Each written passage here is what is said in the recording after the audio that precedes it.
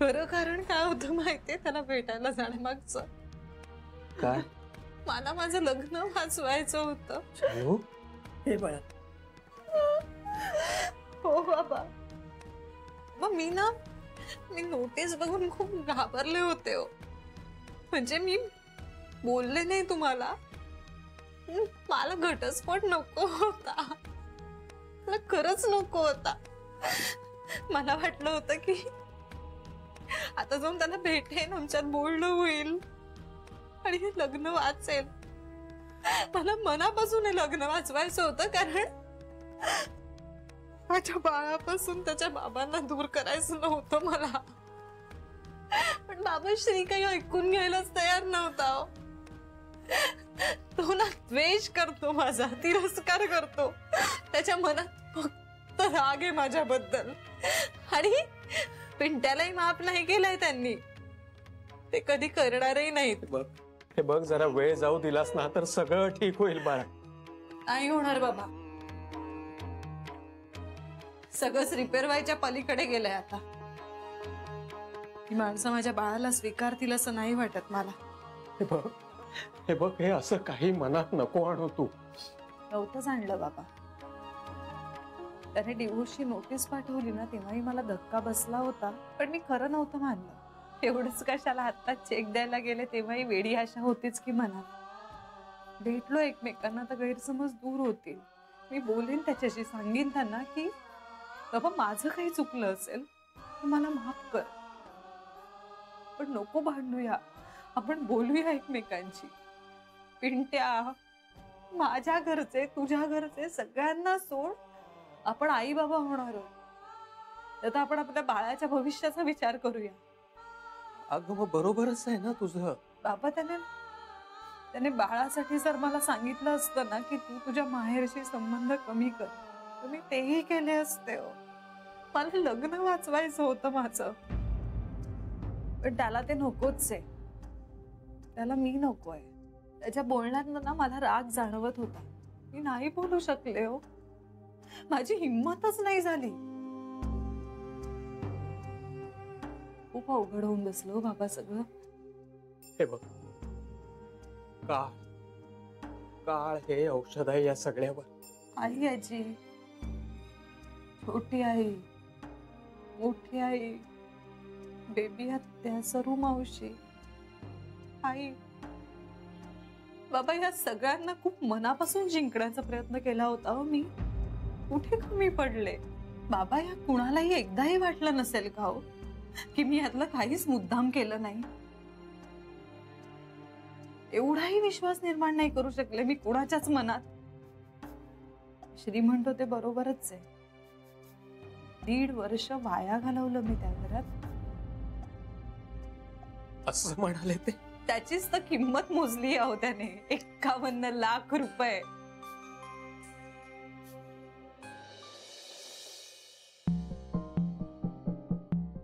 कोण असेल तो आणि मला कसा माहित नाहीये? 1.5 वर्षात मला कसं काही कळलं नाही? आणि तोही प्राणापेक्षा प्रिय. ओ गॉड, का मला लागलं हे एवढं सगळं? का मला सहन होत नाहीये की जान्हवीच्या आयुष्यात असं कोणीतरी आहे की जो माझ्यापेक्षा तिच्या जास्त जवळचा आहे, माझ्यापेक्षा तिला जास्त प्रिय आहे. कुणाला तरी इम्प्रेस करायला ती चेक परत घेऊन आली होती का? ओ गॉड, कोण कोण कोण असेल तो?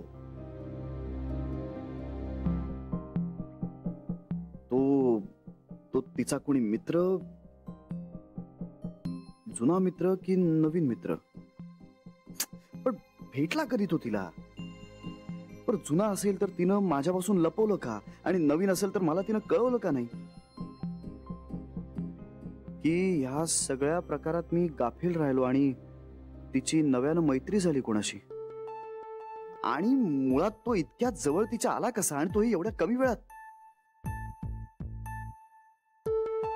किती महिना 15 दिवस झाले असतील आम्ही एकमेकांशी नीट बोललेलो नाही आहोत, की जास्त झाले?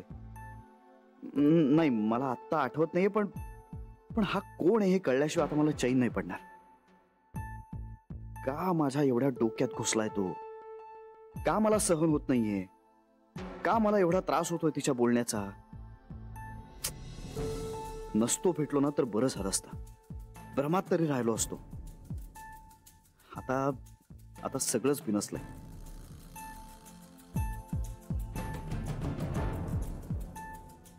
एवढी घालमेल का होतीये माझी? कोण आहे तो? जान्हवीचं माझ्यापासून दूर जाण्याचं कारण तर नसेल ना तो? एवढा तडकाफडकी तिनं डिवोर्स का मागितला मग मला? या सगळ्याला तो जबाबदार असेल का? त्याला आवडलं नसेल का जान्हवीनं माझ्याकडून पैसे घेतलेले? अरे पण त्याचा काय संबंध आहे? नवरा बायको होता मी, म्हणजे अजून आहोतच की. डिवोर्स कुठे झालाय? आणि तो कोण आहे आम्हाला हे सगळं विचारणारा? एक मिनिट, पण मी हे सगळे प्रश्न विचारतोय कोणाला? जान्हवीनं ना कसला घाणेरडा किडा सोडलाय माझ्या डोक्यात. तिला माझ्यापेक्षा कोणीतरी प्रिय आहे ही कल्पनाच सहन होत नाहीये मला.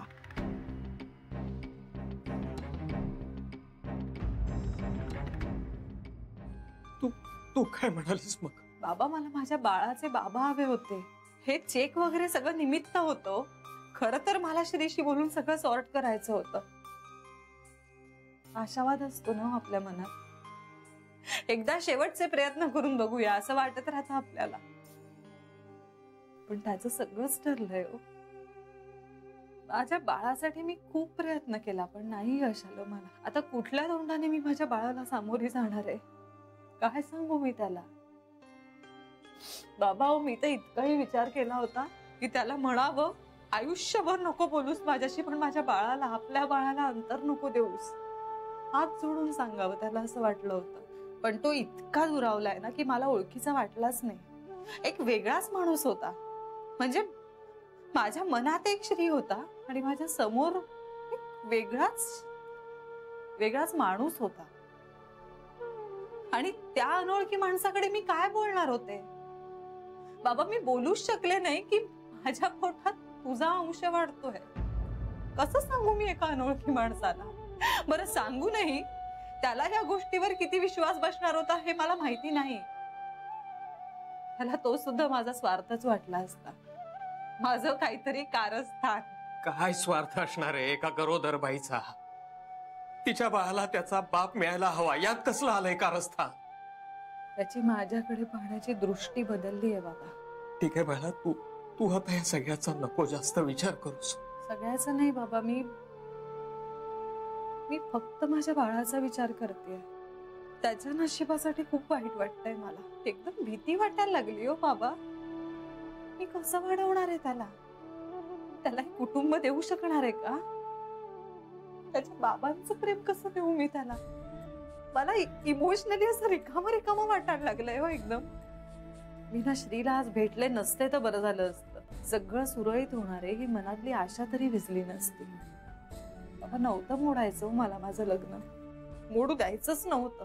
काही झालं असतं ना तरी मी माझ्या बाळासाठी सहन करत राहिले असते. आता ते लोक मला नाही स्वीकारणार. मला माझ्या बाळाला त्याच्या बाबांचं घर द्यायचं होतं. तू असा काही विचार करतेस याची कल्पनाच नव्हती मला. छान, समाज बदलला म्हणतो आपण, पण काही बदललेलं नाही. आजही आपल्या लेकराच्या डोक्यावर मायेचं, हक्काचं चप्पल राहावं म्हणून बाईची तगमग काही संपलेली नाही, वणवण संपलेली नाही. अरे बाबा, इतकं सह्य मला या आधी कधीच वाटलं नव्हतं. आज कडेलोट झाला माझ्या आणि श्रीच्या नात्याचा. दिवसागणिक ते तुटत होतं, पण आज ते खऱ्या अर्थाने संपलं. जानू, जानू, असं नको करू का? बस तू आधी शांत बस. हे बघ माझ्याकडे बघ. मला एक गोष्ट पक्की ठाऊक आहे, माझी मुलगी चुकलेली नाहीये. त्यांचं म्हणणं रास्त असेल पण माझी मुलगी सुद्धा तिच्या जागी योग्यच वागलेली आहे. आणि एक लक्षात ठेव, तू आता एकटी नाहीयेस. तुझ्या बरोबर तुझा बाप सुद्धा. तू जे काही ठरवशील ना त्यामध्ये मी असेन तुझ्या सोबत. आणि मी सुद्धा तुझ्या सोबत आहे ताई.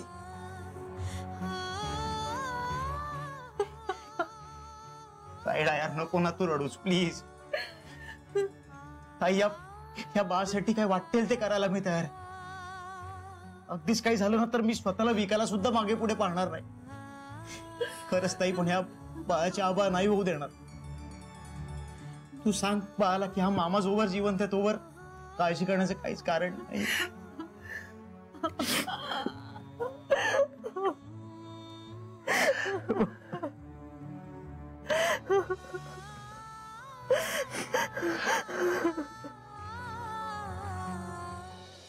पण कदाचित ती पिंट्याबद्दल बोलत असेल का? हा, म्हणजे मित्रावर संस्कार नाही करत बसणार ती, पण लहान भावावर करू शकते. Right right right right. आणि तो सुद्धा तिच्याकडे बघतच असेल ना. हा, ही शक्यता आहे. हा, पिंट्याच असणार तो. राईट, पिंट्या असणार. नाही, पण तरी मला तिनं पिंट्यापेक्षा माझ्यावर थोडंसं जास्त प्रेम करायला हवंय. मला नाही आवडत आहे. हा, म्हणजे लॉजिकली हा पिंट्याच आहे असं जरी आता मला वाटत असलं तरी एकूणच तिच्या बोलण्याचा अभिनिवेश आणि पॅशन पाहता ती पिंट्यापेक्षा अधिक जवळ कोणीतरी असणाऱ्या माणसाबद्दल बोलत होती असं मला वाटतंय.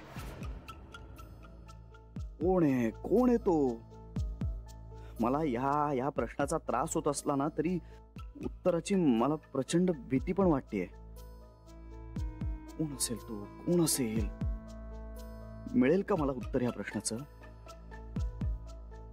नवरा बायकोचं नातं डिवोर्स नंतरही संपत नाही का?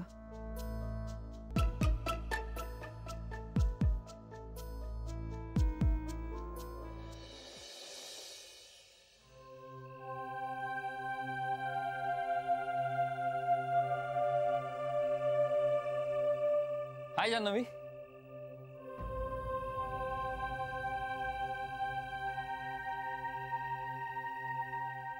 हाय. डोळ्यांना काय झालं? जान्हवी, डोळे सुजल्यासारखे दिसत आहे. रडलीस तू? नाही रे, मी ते हा पाणी मारलं होतं डोळ्यांवर. जान्हवी, तुला अजून थोडं सफाईनं खोटं बोलायला यायला हवं. नाही जमत यात. श्रीला भेटलीस? काय झालं? त्याचं सगळंच ठरलंय. म्हणजे आमचा डिवोर्स होईल तेव्हा होईल, पण मनाने तो आत्ताच लांब गेलाय. अगं असं नाहीये जान्हवी. आता काहीच नाही करता येणार. तू इतकी निराश का झालीस? मनीष, मला ना तुटल्यासारखं वाटतंय. म्हणजे या महिन्याभरात 20 वर्षांनी वय वाढल्यासारखं वाटतंय रे मला माझं. जान्हवी, आपण श्रीशी बोलू. काही नाही होणार त्याने. काहीतरी मार्ग निघेल ना. आता काहीतरी मार्ग मला नकोय. मला माझा ठरलेला मार्ग हवाय. म्हणजे तू काहीतरी ठरवलंयस? नियतीने ठरवलंय अरे माझ्यासाठी, आणि मी ते बदलू शकत नाही ना. मग आता मी ते ऍक्सेप्ट करणार आहे, कारण मला पटलंय आपण नशिबाच्या पुढे नाही जाऊ शकत. त्यामुळे जे आहे जसं आहे ते ऍक्सेप्ट करावं. गोष्टी सोप्या होतात. जान्हवी प्लीज यार, तू असं नको बोलूस. मला नाही आवडत. मला पण नाही आवडत अरे, पण प्रत्येक गोष्ट आपल्याला आवडते तशी नाही होत. जान्हवी प्लीज चला, मला वेळेवर झोपायचंय आता. जरा वेळा सांभाळायच्यात सगळ्या. Good night.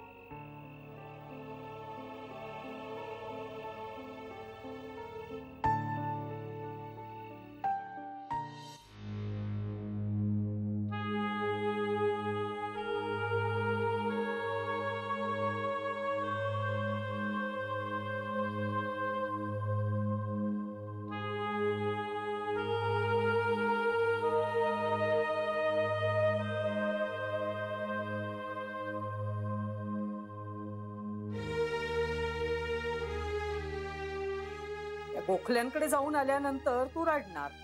हे आता नेहमीच झालेलं आहे. झालं समाधान तुझं?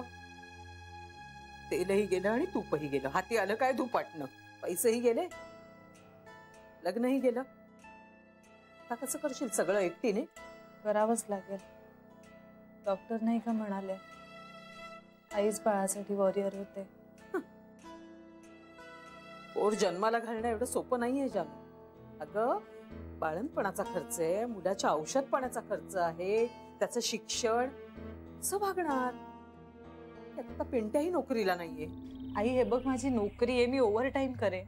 नाही तर कॉलेजमध्ये असताना घ्यायचे त्याच्या ट्युशन्स घेईन मी, पण मी सगळं करेन. निंबाळकर वकील म्हणत होते, चेक दिला तर दिला, पण अजूनही कोर्टात समोरासमोर यायचंय. आता सगळे कायदे आहेत ना बायकांच्याच बाजूचे, आणि त्यातूनही बाई जर गरोदर असेल तर मात्र तिच्याबद्दल सहानुभूतीनेही विचार केला जातो. आई आता नको तो विषय. मी आपलं तुझ्या कानावर घातलं नाही, म्हणजे मग असं नको म्हणायला ना की आई तुम्हाला सांगितलंच नाहीस म्हणून. नाही म्हणणार.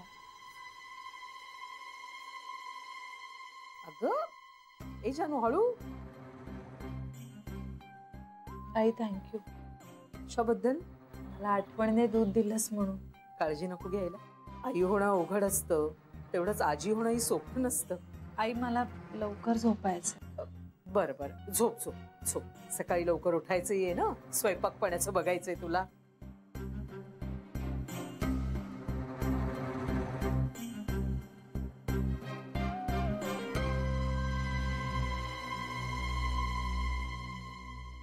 किती प्रेम वाटतं मला तुझ्याविषयी.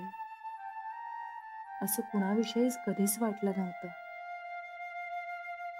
आईचं बाळावरचं प्रेम सगळ्यात वरच्या पातळीवरचं असतं, तेच खरं.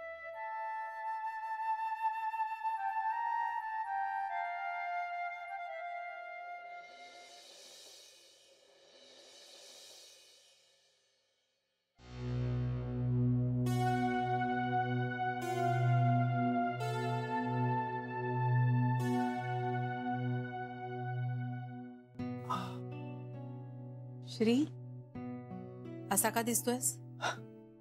कुठे काय? मग कसं वाटतंय तुला? चालायचंच वयोमानाप्रमाणे. आई आई तुम्हीच सांगायचा चेहरा कसा दिसतोय?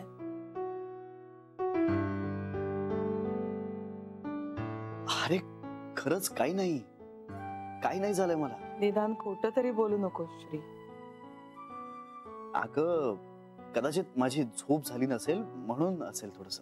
आम्ही पाहिलाय तुला न झोपलेला. काम वाढलंय ना आता. वाढलंय की तू वाढवतोय? नाही आता वाढवायचंय मला. आता वाढवायचंय म्हणजे इतके दिवस मी हे काही फार सिरियसली घेत नव्हतो. आपण एक 5% परदेशातलं मार्केट एक्सप्लोर केलं होतं, पण मला आता ते 30% करायचंय. मला ना स्वतःला कामात गुंतवून घ्यायचंय. खूप काम करायचंय. काम ही अशी एकच गोष्ट आहे जी मला रिलीफ देऊ शकते. आता माझ्याकडे वेळ, त्या वेळेचा सदुपयोग करणं. आईची मला ना मरेस्तोवर काम करायचंय, दिवस रात्र. कशापासून पळण्याचा प्रयत्न करतोय श्री? कशाही पासून नाही. जान्हवी पासून? तिचा काय संबंध आहे? म्हणजे आता आमचे मार्ग वेगळे झालेत ना, आणि माझ्यापासून वेगळं होण्याआधीच तिचं सगळं ठरलेलं आहे. म्हणजे शी हॅज मूव्ड ऑन. आईची मला कळलं नाही. तिच्या प्रायोरिटीज बदलल्या. काय बोलतोयस तू हे श्री? आता मी फक्त काम काम आणि काम करणार. मला ना स्वतःला विचार करायला वेळच द्यायचा नाही, आणि त्याची सुरुवात मी आत्तापासून करतोय. आईजी तू काळजी घे. आता मी रात्री पुन्हा येईन तुला भेटायला.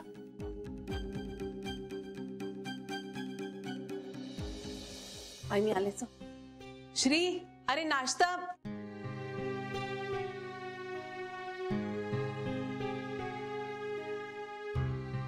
मला आता तुझीच काळजी वाटायला लागली श्री.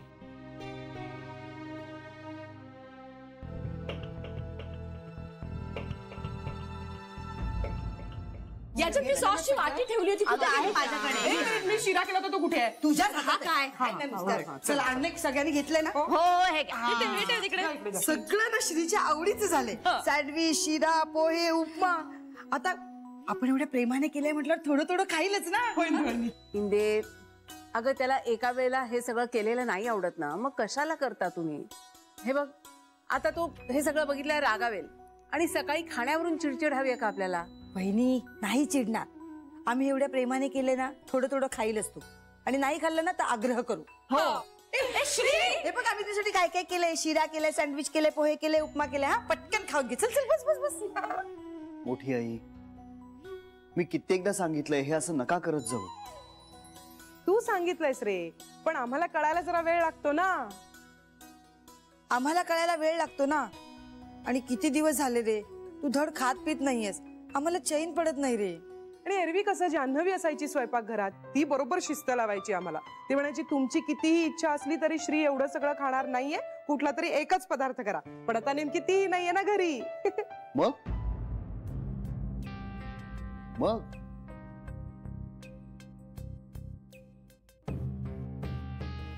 नाही म्हणजे आता ती नाही आहे ना सांगायला. का? कशाला लागतं तुम्हाला कोणीतरी सांगायला? कशाला लागते जान्हवी?